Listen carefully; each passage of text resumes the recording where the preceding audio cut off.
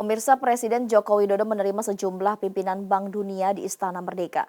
Pertemuan membahas beberapa hal penting seperti presidensi G20 Indonesia, transisi energi, lingkungan, penanganan pandemi COVID-19, hingga isu-isu kawasan.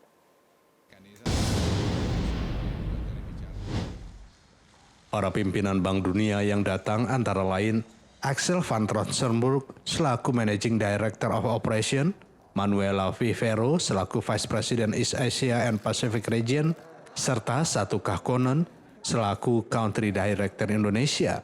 Menteri Keuangan Sri Mulyani mengatakan Bank Dunia memberikan dukungannya terhadap agenda-agenda G20 di Indonesia. Menurutnya, kepemimpinan Indonesia pada G20 yang didukung oleh dunia internasional memegang peranan penting dalam upaya pemulihan ekonomi global selepas pandemi.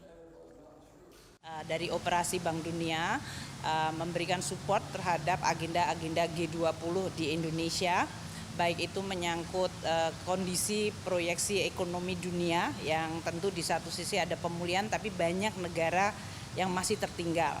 Dan itu tentu perlu mendapatkan perhatian agar tema Indonesia Recover Together, Recover Stronger itu bisa betul-betul terjadi di mana kepemimpinan Indonesia dan melalui dukungan dari G20 serta lembaga-lembaga internasional bisa memberikan perhatian pada negara-negara yang masih belum bisa pulih.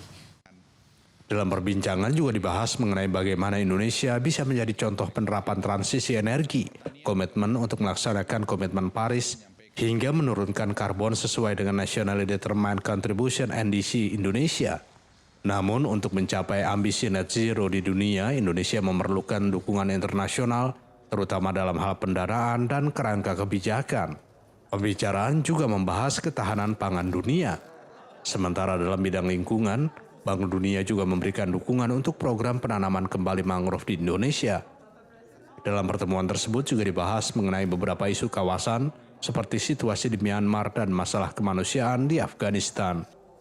Dari Jakarta, Nusantara TV melaporkan.